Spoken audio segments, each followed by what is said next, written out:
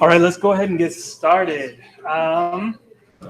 Before we do anything else, just by way of announcement, I hope everybody saw on Piazza, through Piazza, or hopefully you signed up for email alerts so that you got an email about this as well. But group formation is due next Wednesday. And the TAs made Google Forms for you to go and sign yourself up. So only one person per group needs to actually fill out that form, naturally, because it has both your names in it. So, yeah, so next Wednesday is the deadline for that. Any questions about group stuff? Yeah. What is the group name for? Identifying yourself. Yeah. It doesn't have any like secret purpose or anything like that. Yeah. Any other questions about groups? I saw there was at least one. I don't know what's up with this projector. Hopefully it doesn't do that the whole time.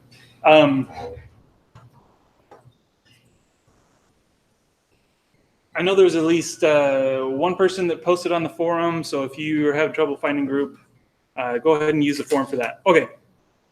So out of curiosity, is anybody who in here is taking capstone? Anybody? Oh, snap. Almost the whole group. Did you notice there was a project from Netcom? Yeah. So I wrote that proposal. So I'll be the project sponsor, just to throw that out there. We would love for somebody to pick up that project. So if you do, I'll be the person you work with. But anyway, okay. Kind of a random just tidbit. If you're interested in learning Python, there's actually a Humble Bundle deal right now on a bunch of Python books. So if you've been waiting for a really cheap way to get some materials on learning Python, go to Humble Bundle in their book section and check it out. Okay, so for the 7 people that have watched the recording, how was the sound? Was it okay? Was it disappointing? Everything you hoped for and more? Are those 7 people not in this room? Great feedback. Okay. Hopefully everything's okay, but if there's something I can do to make it better, I want to figure that out earlier in the semester rather than later. So, okay, so let's review a little bit from last time. What are the 3 principles to computer security, not forensics?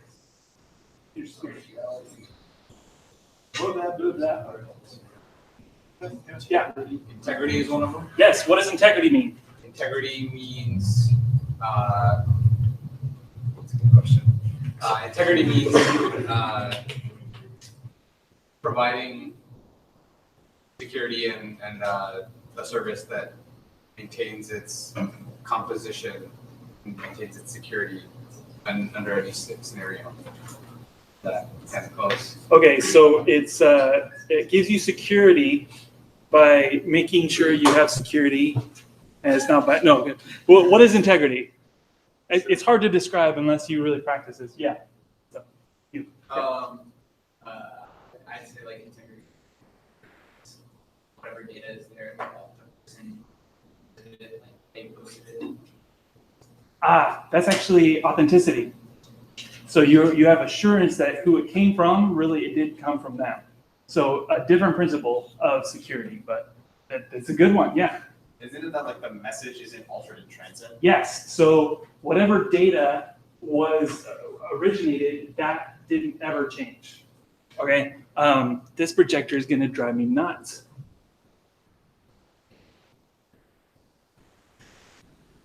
And now it's not even responding at all. Okay. So we're just going to leave it.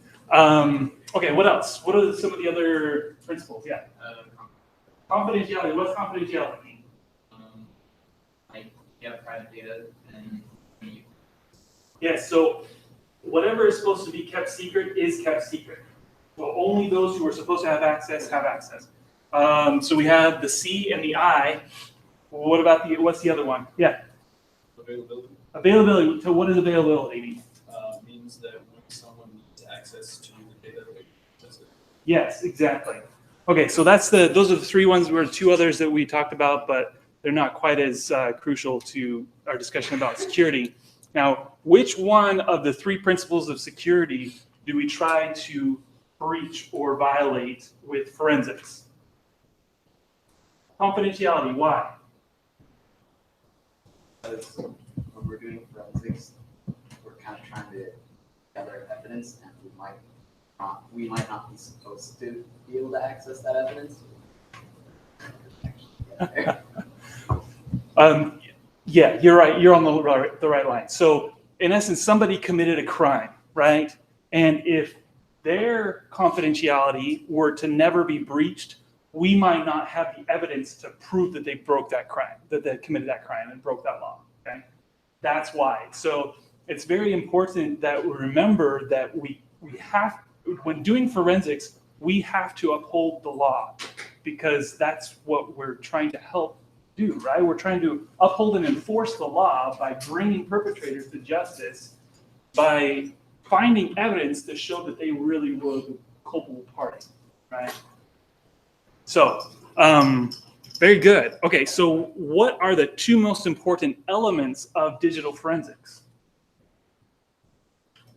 Oh, I'm so glad someone raised their hand, because I said, if there's one thing you take from this lecture, right? Go ahead. One of them is process. Process. And what's the other one? No. Yes, very good. So process and deep technical knowledge. What makes process so important? Yeah. If you don't follow the process, nothing that you do will be like admissible in court. Yes, you used the keyword there, admissible. So we're going to talk a little bit more about admissibility today. We're going to define it, describe what it actually means. Oh, I was trying to turn off this one and turn off that one. Okay, sorry, this is making more sense now. Let's see if I can fix the right one.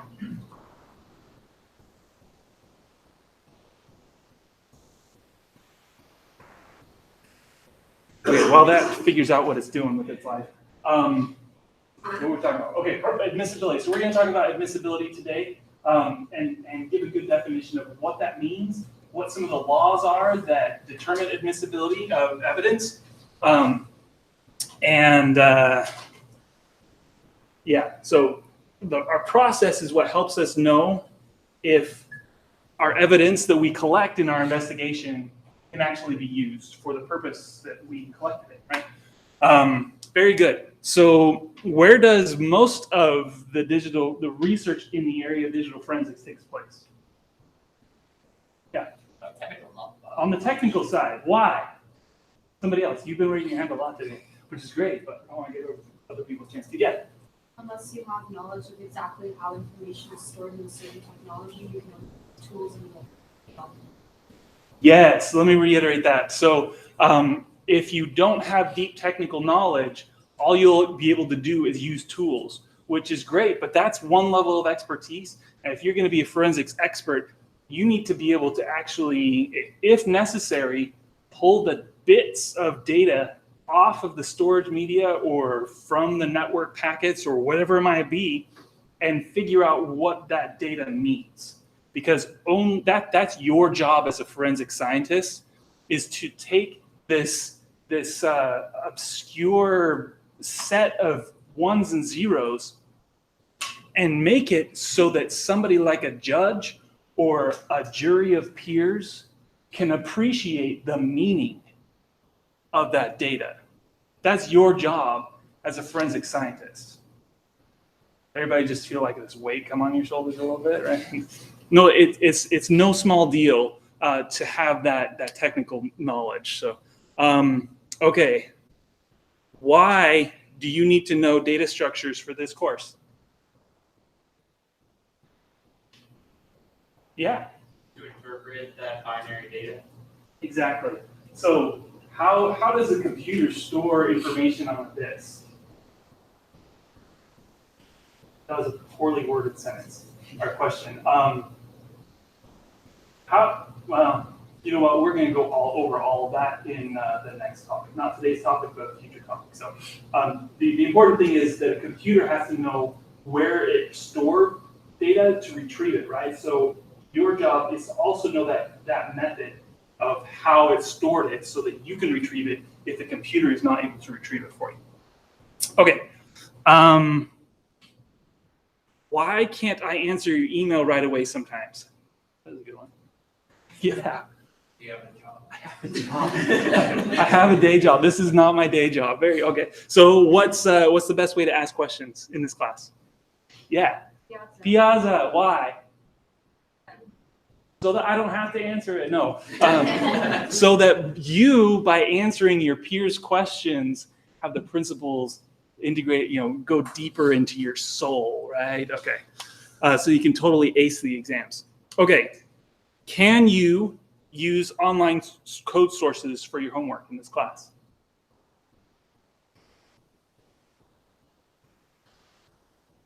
Yes, if specified.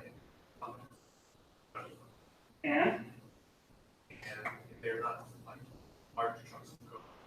yeah, and From like this class, right? yeah, it can't be from a former student. So if it's just a small piece of code and you give credit, but it was from someone from last year, can you use it? No, because you don't meet all three criteria, right? Okay. Hopefully that's made clear. I really don't want to deal with academic integrity violations this semester.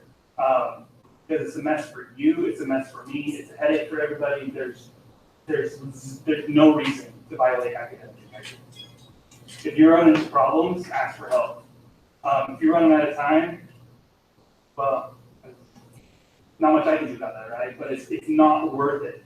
It's not worth it to misrepresent your work in this class or ever. Okay. What is forensic science? General forensic science. Yeah. Application of science for legal systems. Yes, very good. So application of scientific principles and knowledge to a legal system to solve crime. And we're going to solve crime. What kind of crime are we going to solve? Computer crime. Sorry. I was hoping for some audience participation, but I didn't know how to prompt it very well. Okay, so the first thing we're going to talk about today is computer crime. We're going to define it. We're going to help you understand kind of the origins and the scope of it. And then that kind of provides a context for why we have this discipline called digital forensics. Okay, so what is computer crime? A very dry, boring definition is a crime in which technology plays an important and often necessary part. Right? It's pretty dry, but it's you've got to have a definition if you're going to have a starting place. Anyway, right? So what about the computer? Right? So it plays an important or often necessary part, but what kind of parts can it play? It can be either the tool used in an attack, the target of an attack, or used to store data related to criminal activity. Can somebody come up with an example for each of the three? Let's start with a tool used in an attack.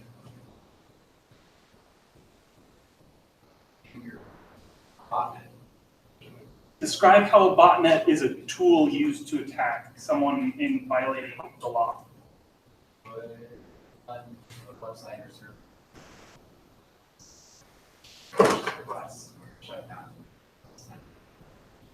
Okay, so you flood access requests to a server to deny legitimate access to other users. Where's the law that's being violated there?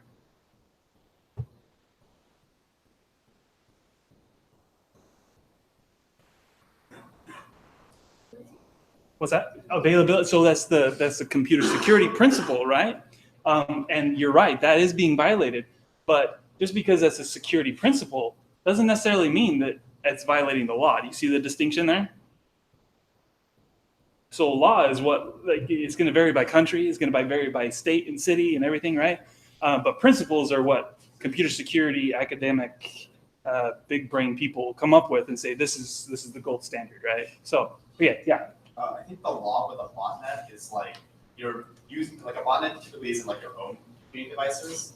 You usually infect like other devices that may not necessarily belong to you. And so I think one of the laws that's being violated with that is that you're misusing someone else's computer and they may not have given you permission to do that. Yep. Yes. Very good. Yes, that was very well articulated. I can't sum it up any better than that. The other thing that it comes down to when a computer is being used as a tool in attack, or actually in identifying a computer crime in any case, is that there has to be a rule or a policy or a law written down somewhere.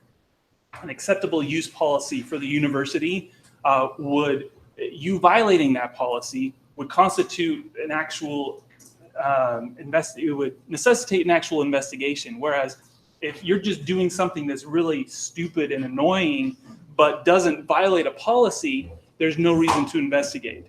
So there has to be a rule or a law in place that spells out what is right and what is wrong, what's acceptable, what's not acceptable. The FBI agent that's going to come speak later in the semester, she explained that once in a way that kind of opened my mind, because when they have a company that calls up the FBI and says, hey, we have this employee that's done this really bad thing, we need your help investigating to perhaps press charges or whatever, but if there's no policy that was violated, the FBI actually can't do anything to help that work. Okay, so law and policies actually are very important. I got off on a really long tangent. Let's talk about the second. Who can come up with an example for a computer that is the target of an attack? Yeah. Maybe company servers that hold valuable intellectual property. Ah, very good. Corporate espionage. Very good. That's a very intriguing computer crime that I know nothing about, but sounds really cool, and apparently is a real thing. I'm just glad that I don't have to deal with that in my day-to-day job. Okay, last one. Used to store data related to a criminal activity. How would you use a computer or some other device in this way to commit a crime? Yeah. Store all your drug dealing ledgers. Yeah. Very good. Another very common one, of course, is child pornography. One of the most heinous crimes I can think of. And you'll actually see that throughout this course that a lot of the forensic tools that were developed in what's kind of called the golden age of digital forensics by a forensics expert named Simpson Garfinkel. Really funny name, awesome researcher though. And actually we're going to talk about that a little bit today, is that's the kind of evidence that these tools were designed to find, and that past a certain threshold of sophistication as far as evidence goes, we've kind of hit this brick wall of really being able to make big advances in digital forensics. So that's a very good example. Okay, so just to kind of reiterate, we've got computer assisted, meaning like fraud, child pornography, computer specific or targeted, such as denial of service, sniffers, unauthorized access, and then computer incidental, such as customer lists for traffickers. Okay, so who has heard of Tor? What's Tor? Somebody give me a quick definition that isn't on the screen. Don't look. No, just kidding. Yeah. Tor is, I mean, break that down as fast as you've seen go around to a bunch of different servers to make it hard to treat. Yeah, exactly. So your traffic goes through this community of nodes that you don't know where it's going to pop out, and it's actually a separate network from the internet. You have to have you have to have a very specific setup in order to connect to Tor, and a server has to be connected to Tor for you to access it on Tor. So it's great for anonymous internet communication and to bypass censorship, which is great when it's used in a positive way. But I think you can see that its potential for being used for criminal activity. And if you've ever heard of the dark net, who's heard that on TV shows and stuff, right? Okay, who can give me a definition of the dark net? Huh? It's Tor. That's the dark net. That's really the simplest definition. Who's heard of the deep web? The deep web. Okay. What's the deep web? What makes it so deep? Is it some gigantic glacier sitting in the ocean? Like what is the deep web? Yeah. My understanding of it was it's not index web. Why? There's no external links to it. Nope. That's actually not quite right. Yeah. It's behind a login screen. Yeah. Yes, you have to authenticate to the service. So that's why you can't crawl it, is because you have to authenticate to the service before you can get access to all the sites that are inside. So that's the deep web. How deep is that? Not really. But it's one of those catchphrases that television shows love to grab onto and use inappropriately. So this is kind of an illustration of the internet, meaning that up here with Facebook and YouTube, yeah, this is the not deep web. I don't know. I don't know what the technical term is for the not deep web. The open web? I think that's it. Down here, you've got the deep web, meaning you have to log in. And then down here is Tor, where you've got all sorts of really nasty stuff. And basically, you're going to say hi to the FBI or other agencies because that's where they do all sorts of, that's where they do their work. Okay, who's heard of Silk Road? Okay, somebody tell me about Silk Road. What was it? Yeah. Amazon for illicit services. eBay. Yeah, exactly. So it was this huge underground Amazon for illicit substances, human trafficking, all sorts of really awful stuff, right? It was huge, and where does it exist? It existed on Tor, right? Because that's how you are sneaky and get stuff done, right? So the Silk Road was owned by this guy that called himself the Dread Pirate Roberts, and you gotta love the reference to the 80s classic, right? The Princess Bride. If you haven't seen that movie, oh man, you're missing out. It's just inconceivable if you haven't seen that movie. A few people have seen it. All right, so it did $1.2 billion worth of business between February 2011 and July 2013. I'm just gonna let that sink in for a second. It was only what, 2 years and change, and did over $1 billion worth of business. I haven't looked up the numbers, but I doubt that Amazon did that $1.2 billion worth of business in its first 2 years of business, right? Being online. So that it kind of disgusts me that there's that much of a market that something so new could come up and do that much business. But the owner, this Dread Pirate Roberts, he scored almost $80 million in commissions from those sales. I couldn't live with myself to know that I had helped trade arms and people and drugs and all sorts of illicit stuff. But it's all using Bitcoin and run on Tor. And so this Robert Albright, who was born in 1984, not that old of a guy, who was the alleged perpetrator of Silk Road, he was arrested on October 1st, 2013. It was like a big deal for the FBI when they took him down, because it had been doing so much business and he'd been trafficking so much illicit material. So the reason for the question mark there is just because of the alleged, right? Innocent until proven guilty, right? I actually haven't checked on the status of this, but if you're curious, check it out. Okay, so some other things that are kind of big in the computer world are carding, or underground markets, and card skimming forums, and creating fake IDs and ads. This is actually huge, because ads are a great way to get revenue on the internet, obviously, because that's how Google built an enterprise. But it's also a way that you can just have someone else disperse your malicious code for you.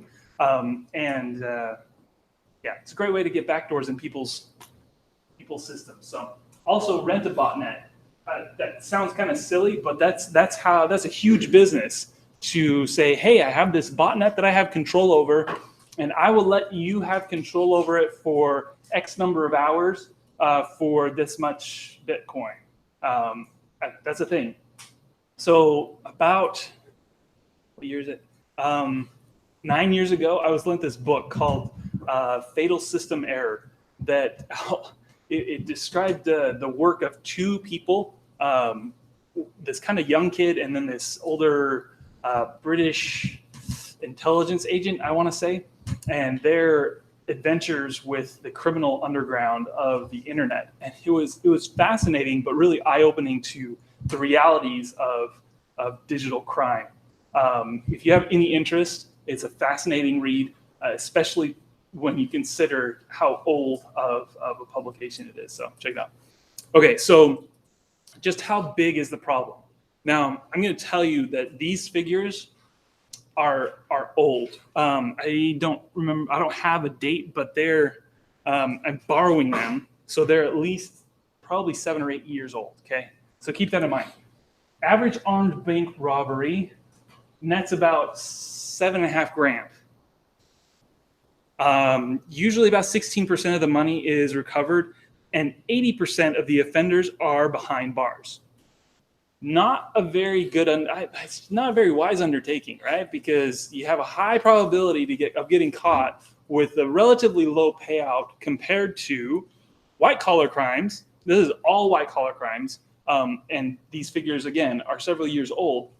$10 billion annually, less than 5% of the offenders go to jail, and juries typically view them as being non-aggressive crimes. So their sentences are greatly reduced by comparison to bank robbers, right? So that this mentality of it requires a shift to start thinking of computer crime, digital crime, as really serious business, especially when you consider just the breadth of data compromises, right? It's like every week there's another huge data compromise in the news, right? So how many of you have heard of this website, Have I Been Pwned? Right? So if you haven't checked it out, it's a good place to go and just put your email addresses in there and see which one of them have been involved in a data breach. Okay, so the guy that maintains Have I Been Pwned, Troy Hunt, he's a very respected researcher. He actually did a fascinating interview on Talk Python to me. Of course, I would listen to it, podcasting that, right? Talking about the evolution of this system. And Ashley Madison, who remembers Ashley Madison, that breach? Who can tell me what Ashley Madison is so I don't have to say it out loud? Yeah. Yeah. Like for cheating. Yeah. I believe the motto that was splashed over their homepage was, "Life is short. Have an affair." Right. So when that breach came out, Troy Hunt considered his options for disclosing this information, right? So he's like, okay, well, previously, if you just put in any email address, you would be alerted your results would be right there. And he had to think about how to release information that could possibly be pretty sensitive or even more sensitive than a regular data breach. And so he came up with this idea of, I don't remember what he calls it, but basically, instead of just seeing the results right away, the results are sent to that email address to kind of authenticate that you have access to that email address. That's the only reason why you should actually be able to see it. Anyway, I'm not taking a stance one way or the other on the people. Okay, I am. Those people that, never mind. Okay, moving on. So billions of pwned accounts. I don't know if you probably can't see this number here, but it's 5.6 billion pwned accounts.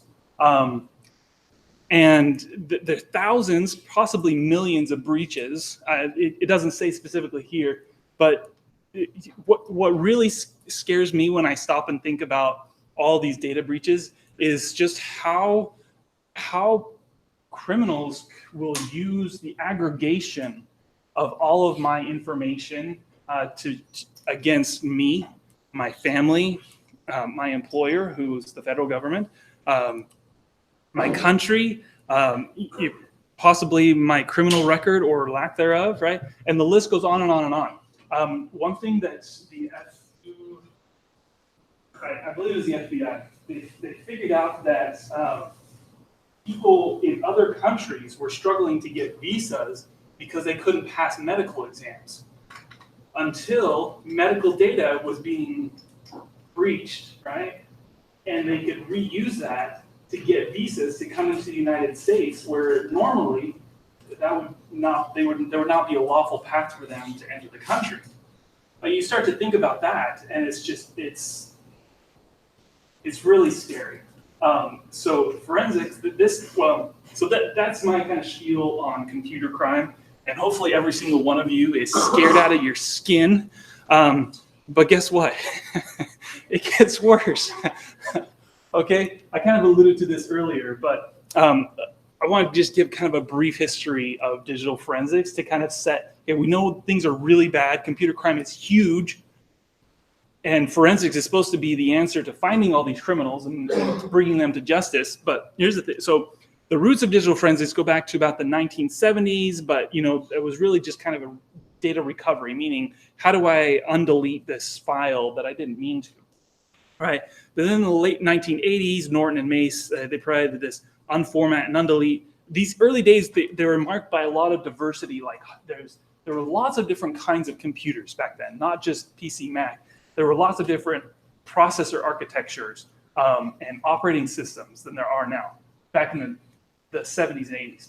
So you had a lot of diversity, and there was a proliferation of file formats. So today, there's a lot more standardization of like Office documents and text documents and things like that, right? That didn't exist back then.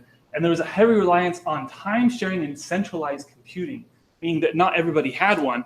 And so forensics of end user systems was hard, but it didn't really matter that much because there wasn't that much of a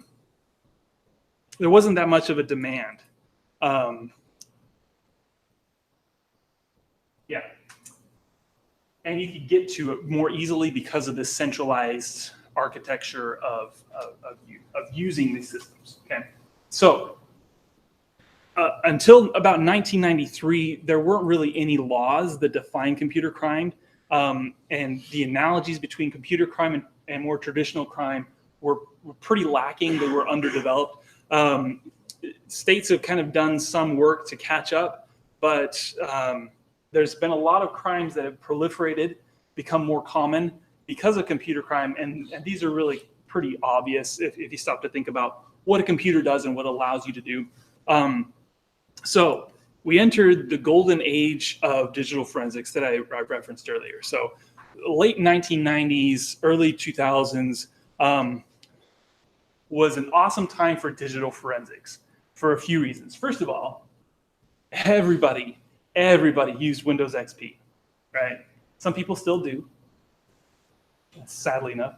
Where was I the other day? But I was like, oh man, that's a Windows 95 machine. It was at the, at the car dealership. At the car dealership when I was buying a car. Like the system that stores their keys. I was like, oh, that's Windows 95 or Windows XP. No, it's not 95. Man, I'm misspeaking a little bit. That's Windows XP, and it was a little scary, but I got my keys, so I'm good, right? Okay, so there were relatively few file formats because Microsoft Office really became popular. And you had JPEG for images and AVI and WMV for video. That covered a large majority of the kind of files that you would see when you're trying to do an investigation. So most examinations were confined to a single computer because computers got cheap enough that everybody had a computer, but there wasn't a lot of like a lot of devices that one person would be using. And most storage devices used a standard interface like IDE or ATA or USB. Okay, so all of these factors contributed to the fact that it became really easy to do forensics on these systems, relatively speaking. We got a lot of great tools, commercial and open source, and even this Oracle outside-in technology that provided an SDK that helped you like pull stuff off of machine. It was a great time. But then we hit this digital forensics crisis in which we suddenly had this dramatically increased cost of extraction and analysis, meaning that we had a lot bigger hard drives, like 2 terabyte hard drives were started to become pretty cheap. And there were more operating systems, more file formats, more devices. And then we had this encryption and cloud computing paradigm really take center stage and become popular, which is great from a user standpoint, but then trying to do forensics on these becomes really hard because you don't have direct access to the data, right? So earlier, when one person was really only just using one computer, you could go there, pull a hard drive out, and that all of the files that you needed were going to be on there. But as we'll talk about more in depth, as we talk about cloud computing, you don't even know where the machine is that's storing that data. So it becomes really difficult. Also, mobile phones there's mobile phones and there's smartphones, right? So mobile phones started to become more and more popular. And I'm talking pre-smartphones. You suddenly had 60 to 100 different kinds of connectors. Are you guys old enough to remember there being like tons of different connectors and charging cables for cell phones? All right, I'm not that old yet. It was a huge deal, right? So if it wasn't very common for you to be able to share a charger with your friend. Like today, that'd be pretty common because it's either going to be micro USB or USB-C or something that Apple puts out. Sorry, we can talk about my opinions on Apple later. But but because of this variation amongst mobile phones, it was really hard to pull off data from phones, right? So even at the beginning of when I started grad school here, I remember there was this service that you could subscribe to. There was this device. It kind of looked like a large credit card reader, right? And it had one common interface that on the other side of the cable would be for one particular phone, right? So the subscription service was that they would send you new cables for mobile phones as they came out, so that you could always have your 200 cables for whatever phone you need to analyze. Right? That was just less than 10 years ago that was a thing. So also another big thing that's getting really hard is the RAM and hardware forensics is really hard. I don't know if you remember in the news, but actually I didn't read up enough to remember what the outcome was, but there was that scare about this grain of rice sized implant for that. Anybody know what I'm talking about, or can someone articulate a little bit better than me? Yeah, that's one. Data from the server data translated it. I think China. Yep. Yeah, exactly. So this little component that could be soldered onto a server motherboard that was only as big as a grain of rice, right? That when installed on a server would do exactly what he said. It would just exfiltrate data, just send it off to China. And it was a little teeny and inside on the motherboard, right? I don't look that closely at my server motherboard. if I have them. But actually, when I was a grad student here, I used to kind of maintain the servers that we had up in the lab. So anyway, so doing hardware forensics is really hard and really expensive and requires even higher level of technical expertise. But malware can hide in lots of places.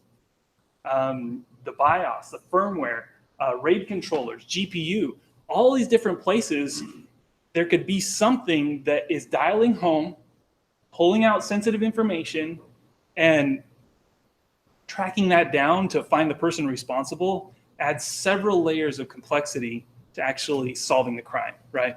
And then finally, the tools and training simply can't keep up. Because of all the previous 4 items, there's just no way to keep one forensic technician fully trained on the latest and greatest of technology and advances in computing. It's just too difficult. Okay, so this is a good place for me to take a couple-minute break, just like we did last time. It'll just be like 2 or 3 minutes so I can stop talking and your brains can rest. So we'll start up in a second.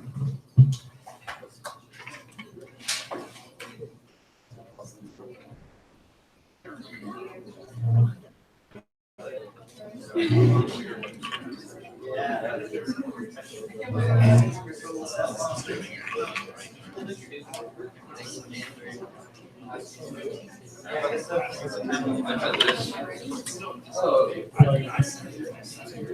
remember you saying that there would be like attendance, like pretty much every day.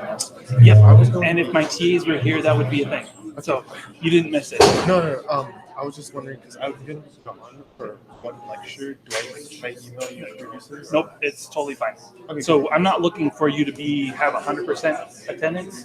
I'm looking for whether you're coming consistently. And if like you have to miss a couple times, that's fine. Like that's why I'm recording lectures. That's why I make everything available. But I want you to put forth the effort to actually come to class. That makes sense. Thank you. Yeah, no problem.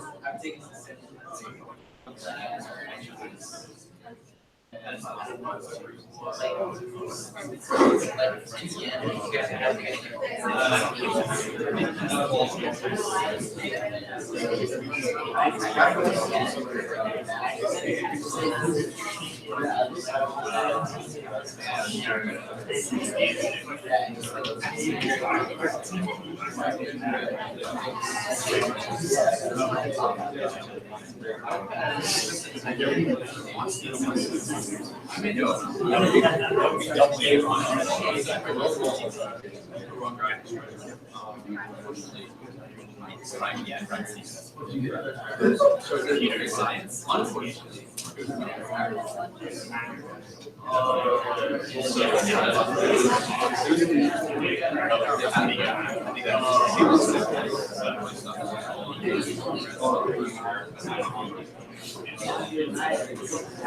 Whatever.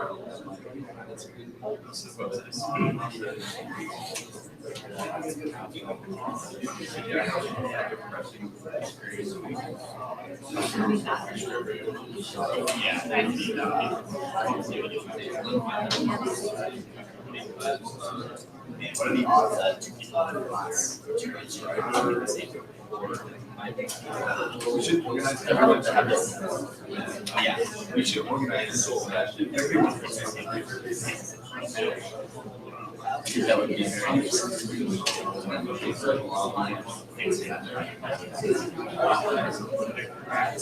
interesting. Yeah, honestly, yeah.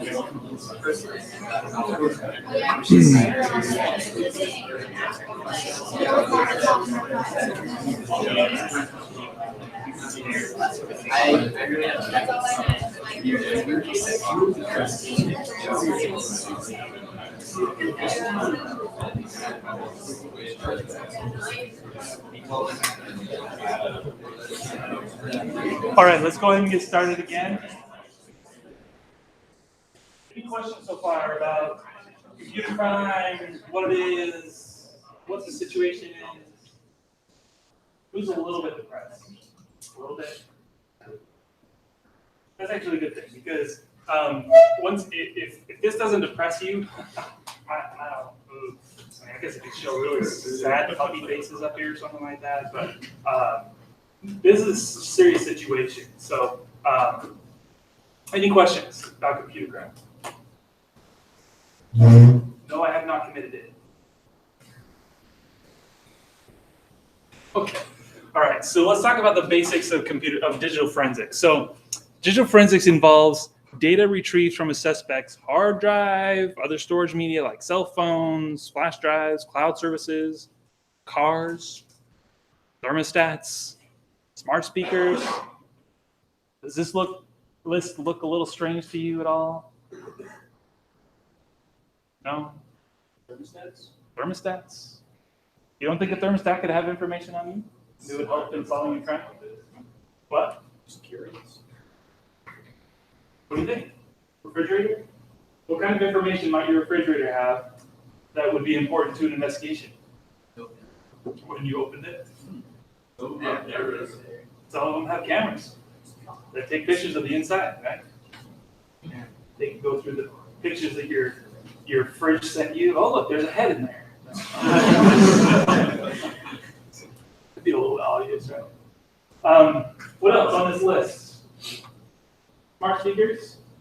Anybody hear about that case a year, 2 years ago? Get a couple head nods? No? You remember the details? You want to share them with us?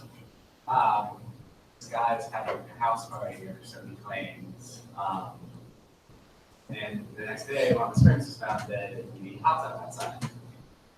And he said that his friend had drowned or something along those lines. He drank some booze at the bar. Yep. They eventually got Amazon recordings that Alexa would be constantly on listening for waiting. Right. To attempt to prove that he murdered them. Yeah. Were they able to find anything? Do you remember? Yeah. They weren't. But the potential is there, right? So as I understand a lot of these smart speakers, what they do is they have more than one chip, right? One that's just, its job is to process any sound that's coming through the microphones, looking for those keywords to activate it, right? But it's got to have some kind of memory, right, to process that data. So how does that memory get rotated? Is it ever like fully expunged? Is it retrievable within a certain time frame? These are all questions that are legitimate to an investigation, and that's why it became it was admitted as evidence. So yeah, exactly. So we live in a new world when it comes to IoT, the Internet of Things, where there are digital sensors all around us, sometimes that we voluntarily place all over our body, right, that are collecting data that could exonerate you on the plus side, right? In other words, prove that you are not guilty by giving your location or something like that, or prove that you are guilty. So another case, murder. This guy killed his wife, and then arranged her body in the house to try to make it look like an intruder had come in and killed her, and then called the police. And when the police came for the body, they took her off and recognized that what was on her wrist but a Fitbit monitoring her heart rate. So they had the exact time of death, and then her body moved after she was dead and before he called the police. Guilty! It's very interesting when you think about where all this evidence is stored, when you start to think about the finer details. And if you have any interest in forensics, these are little niche areas that you could do research on.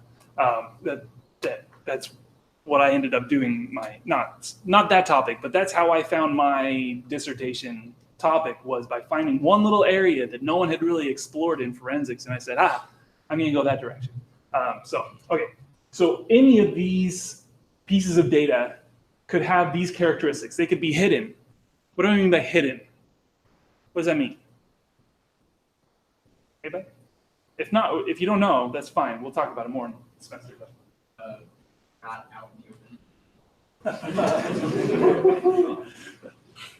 We need like a Captain Obvious belt or something for this class. Exactly. Yeah. So, anybody have a better guess of what that means? Yeah. Windows has files that you can get to, but you can't like see them in the file structure. So it's something similar to that. Yep. Yeah. Exactly. So when you delete a file, it doesn't actually get deleted, right? Because it costs. There's a cost in performance, and even in the lifetime of the storage media, if you're constantly writing, right? So it's much cheaper from a lot of different perspectives to just say that it's not there anymore, to not keep track of it anymore. So that's what we mean by hidden, or Windows hidden files or stuff like that. Yeah, both of those. So encrypted, that's kind of an obvious one. Fragmented. Anybody who knows what fragmentation is? What does that mean? Yeah. It's when typically in hard disk drives, when the data gets split up on the base on it. So files splits on different sections. That's how they're joining back together. Yes, exactly. So to kind of summarize what he just said, when you have a file of a certain size, if there's not any contiguous space to store the whole thing, what the file system will do is it'll store as much as it can and then put the rest someplace else. And logically, it's still one file, but on the actual storage medium, it's in multiple places. That's what fragmentation is. So if you don't have, if there's something wrong with the file system or the operating system, or if the file's partially deleted, fragmentation can become a real issue to get the whole file back together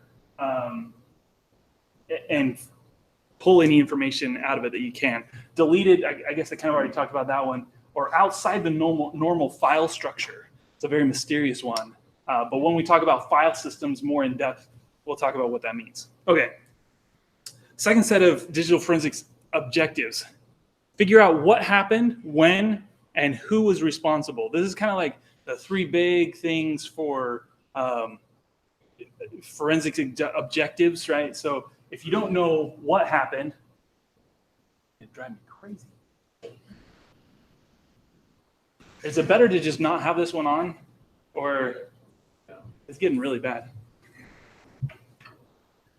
Okay. Now I don't have my. Okay. So if you don't know what happened, then you can't say that a crime was committed, right? If you don't know when it happened, then it's hard to pin down who was actually responsible. And if sometimes it might fall outside the statute of limitations, which is for certain crimes, there's a period of time where the crime can actually be reported, complained about, and someone be brought to trial for that crime. So if it's outside the time of the statute of limitations, then you can't prosecute. So knowing when it happened is also important. And who was responsible, of course, you need to know that if you're going to bring them to justice, right? Okay. Computer forensics is a discipline dedicated to the collection of computer evidence for judicial purposes. Another dry, boring definition, but I didn't come up with it. That's my excuse. So that comes from In-Case Legal Journal. So if you've never seen that word in case before, that is a super expensive forensic software, piece of software. So commonly used in industry, but okay. Computer forensics involves preservation, identification, extraction, documentation, and interpretation of computer data. That comes from these people. I think it's a textbook. Anyway, so don't worry too much about these individual points in this sentence, because we're going to talk more about the process and everything as we go along. But the key is that you've got to be able to show proof. That's our job as forensic experts, is to demonstrate to provide the proof. Okay, so obtaining and analyzing digital information for use as evidence in civil, criminal, or administrative cases. So in this definition, we're outlining kind of 4 different important areas. So first one is what we do, well, what forensic technicians do, obtaining and analyzing the data. B focuses on what we're working on, or use it as our purpose, and then there's three different ways to use that evidence: civil, criminal, and administrative cases. Who can tell me what the differences are between those 3? What's a civil case? Yeah. Someone suing someone else. Someone suing someone else. Yes, exactly. So there wasn't necessarily a crime that was committed, but there might have been some other personal damage that occurred that's outside the definition of current laws, right? Criminal, of course, is you committed a crime. Administrative cases. Yeah. Arbitration. So like a lot of relationships between consumers and companies are bound by arbitration so that they don't go through court, instead they go through their own separate administrative process where the rules of evidence and what's allowed is different. Yes, very good.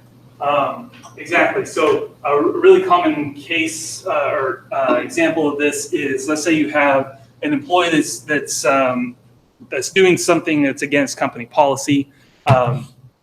It would be an administrative process to terminate that employee rather than a criminal one or a civil one. So that's the main difference. So here's the critical condition in collecting evidence. Okay, we have to obtain evidence in such a way that the process by which we do it is covered by the 4th Amendment of the U.S. Constitution. So this protects everyone's rights to be secure in their person, residence, and property from search and seizure.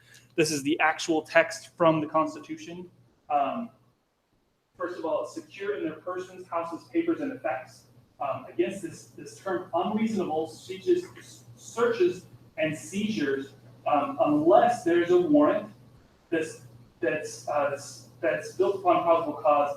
And finally, a warrant has to describe the place to be searched and the person or things to be seized. So this is very specific, and the writers of the Constitution were very purposeful in their wording here, right? So if you don't have a good reason, if you as a law enforcement agent, officer, don't have a good reason to search my stuff, there's no way you're going to get a warrant, and you have to have a warrant to search my stuff. So this is a very important element of digital forensics, is abiding by the 4th Amendment. This is driving me nuts. I'm going to try. Oh, whoops. I'm sorry.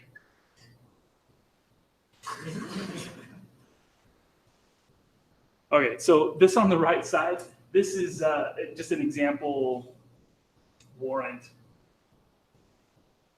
just for your...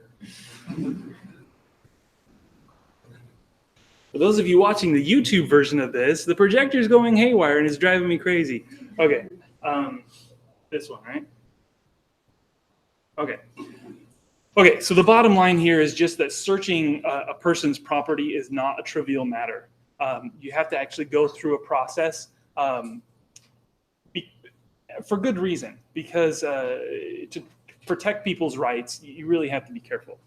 Okay, let's talk a little bit about the differences between digital forensics and data recovery. So data recovery, what you're doing is retrieving data that was accidentally deleted, meaning that something was damaged or destroyed. There might have been a fire, power failure. A lot of this we've figured out how to avoid by establishing good processes, buying uninterruptible power supplies, things like that. But yeah. Sorry, just a question. Yeah. Like data was like destroyed like a fire, like used into like. Great question. So, question is, if something was destroyed in a fire, is what can you actually do? So it depends completely on the storage media that was damaged, right? So most hard drives that come in computers today are what kind of flash memory, right? So it's basically just a chip, and those are actually quite durable. So on TV, you see them like mash the screen, right? And suddenly there's no way you can get anything off of the cell phone. Yeah. Or you shoot the monitor or something, right? And they're like, yeah, the hard drive's over here. So I was at a conference last January in India on forensics, and one of the guest speakers talked about some of their experiences trying to recover data off of things that had been damaged in fires or in other ways. And what they had found by doing lots of cases was that these chips are actually quite durable, and just stomping on it isn't going to destroy it enough. So it might destroy the board that it's on, the PC board that it's on, but the chip is actually quite resilient. So that's one use case. Hard drives. I don't have any personal experience with any of these, so I'm trying to remember anecdotes and stories people have told me, but hard drives also can. Nope, I'm drawing a blank. I thought I had something for you, but it really depends on the storage media, right? That's my short answer. Sorry, should have just given that at the beginning. But, any other questions? Okay. Okay. The other thing about data recovery is that the user wants it back, right? They're saying, "Oh no, I've got to file my taxes next week, and all of my files are on this machine, and something happened to the files. I can't boot Windows. It won't come up anymore. Please help me." They want their files back. That's data recovery, and that differs very much from digital forensics because retrieving you're trying to retrieve data that the user deliberately obscured. They said to themselves, "Well, I'm going to be a mastermind criminal, and I don't want anybody to be able to retrace my steps. So I'm going to do all this stuff to obscure my information so that in the event someone else catches me and gets this evidence and tries to analyze it, it'll be more difficult." I don't know how many criminals actually think that way, but here's the thing about digital forensics is you're constantly working towards this standard of what is the worst case scenario? What's the most difficult scenario that my work, or highest standard that my work would have to live up to? And that's it really, is if somebody deliberately obscured my data, could I still get it? Not if the data is easy to get, well, then anybody can get it. Another thing is that obviously the user doesn't want it back, right? It's kind of a given. Okay. So lots of different types of digital forensics. We talked about this a little bit last time, which is that there's lots of different areas, and to be good at it, you've got to have a really deep technical understanding of that area to appreciate how the data is stored on that kind of a device, so that you can retrieve it. Most of these are pretty intuitive. Disk forensics, you're just analyzing, you're taking a disk and you're analyzing. Network forensics. What is network forensics? What do you think it is? Yeah. Like packet data. Yep. You're taking a stream of network data or network logs, more likely, because unless you know when to listen, capturing the original packets is really difficult and takes up a lot of space, right? So a lot of times you'll just have the logs of network traffic. So anybody know what bro is? I mean, I guess it's Zeke now, but no? Oh, yeah, that's okay. It's not a network course. Moving on. Email forensics. What's email forensics? What do you think? Lost emails? Okay. Not the right answer, but no. Yeah.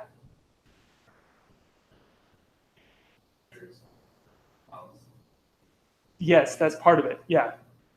Yeah.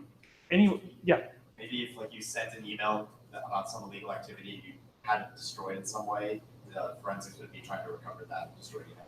Yes. Anyone heard of a company called Enron? Tell me about Enron. Everybody doesn't yet. Energy futures. Yeah. And did they do it legally? Absolutely. They did not. Right? So the big thing with Enron was that there was an email trail from leadership in the company saying, do this illegal thing. And so the Enron data set is actually like a really commonly used data set for doing email forensics because since there was this criminal case about it, it's publicly available and it's huge, right? So people have analyzed that data set to death. They've established like who was having an affair with whom and who was telling this, like who like sent a lot of email, who got a lot of email, all of that. That's email forensics. Understanding the relationship between the people involved using the emails that you have access to. And kind of figuring out, okay, who was influencing, who was the actual perpetrator, who was in a position to stop this but didn't, that kind of a thing. Memory forensics. Why do we need memory forensics? So if a hard drive is damaged, you can still recover information from the memory that's in the computer if the computer's on. That is true, yes. But what would you be looking for? What are you looking for in memory forensics? I was gonna say, so like all programs are loaded in RAM, and possibly you might have entered something that you don't want other people to see into a program. Memory Okay. forensics might have a way of accessing that, although it's really tricky, I imagine. Okay, so you said one important thing that I liked, which is every program that runs has to be loaded into RAM, right? True or false? Every program that runs has to be stored permanently on a hard drive. False. Right? Why would you want to not have your program stored permanently? It's illegal? Okay, what do you mean? What do you mean? Why? For any web server, for like web app, you wouldn't download that, you just have it loaded in memory. That's an example, yeah, but that's more of a legal example. I'm looking for an illegal example. Why would you, as a mastermind criminal, not want your program stored to disk? RAM is much more difficult to like analyze. Yeah, but what kind of crime are you trying to commit? You can store malware that runs only on RAM, then like antivirus can't find it, all your. Yes, very good. Yes, so you run the botnet, you don't want somebody to take their hard drive to a professional and say, what's up with this operating system? You see where I'm getting with this, right? If you can obscure your malware by never touching the hard drive, only ever living in RAM, you've just increased the complexity of trying to analyze that, right? Okay, how about malware forensics? Kind of a similar thing, but not necessarily memory forensics, right? Why would you want to do malware forensics? What is that malware? What malware forensics? What is that? We're going to finish this slide and then be done. So just keep with me, just for a little bit longer. Hand? Let's see hand? No scratch. Yeah, what? Would it maybe, I was thinking about like the ransomware attacks. Would that like kind of qualify where you might want to get access to the data in some way? Yeah, so what data? What data? So for ransomware, for example, like the NHS, they like got hit with ransomware and a lot of their systems were encrypted, like patient data. And That's the customer data, but what about the perpetrator data? Yeah, Are you trying to track where the malware came from yeah. How do you do that? by following where it started? By where it started, or yeah, where it's communicating to? What does that tell you?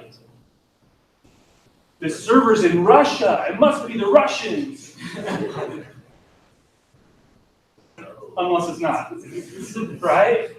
Because how easy is it to buy storage space on Amazon in a certain domain? Easy, right? Super easy. So all I have to do is drop my stuff in another country, I'm done, right? Attribution is really hard. But that's the kind of direction you go in with malware forensics. Web forensics. What is web forensics? It's gonna take tabs and looking at kind of breaking down like what you're doing on the web. Yeah, okay, all right. Anybody know why I have this goofy grin on my face? I have a goofy grin on my face. Well, go to my homepage, the homepage, and read what the title is of my dissertation. Okay, Internet of Things forensics. What is that? Nobody knows what that is. Cloud forensics. Seriously, nobody knows how to do IoT forensics. What's cloud forensics? Why would you want to do cloud forensics? Come on, we got different clouds. Okay, we got 3 minutes, 2 minutes. What's cloud for? Why would you want? Yeah. I'll look at someone's photos or storing and service iCloud. No, that's web forensics. I want cloud forensics. What's cloud forensics? Yeah. Does it kind of see what clouds you are connected No. No. It would be that when you're cloud, it's distributed among thousands of different places you can be able to track where the data has passed through, where it's been accessed.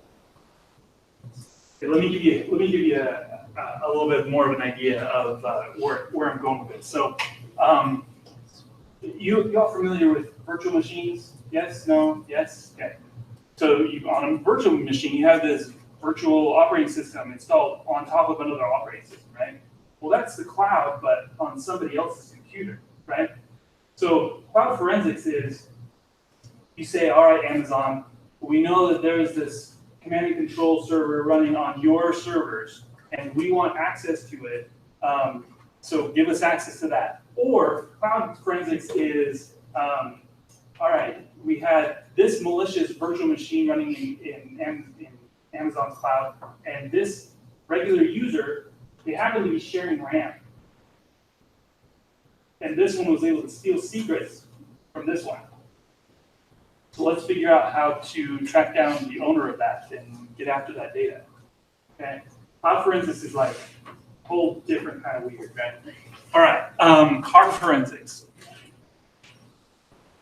What's car forensics? like checking out the technology that you have in your car and kind of seeing or like where your car has been, just like. Yeah, so a really important instance of car forensics was when that guy decided to sleep in his Tesla while it was on autopilot, and the Tesla was not able to distinguish the white side of a semi-truck from the sky. He chopped off his head, right? And he died. Right? They were able to determine that Tesla was not at fault because it had warned, the car had warned him multiple times. Wake up, put your hands back on the steering wheel, slow down. So Tesla was found not to be at fault because of the forensics that was done on that victim's car. Okay. Hope you guys had a great day. Don't forget to form your groups and post them using the forms. We'll see you next time.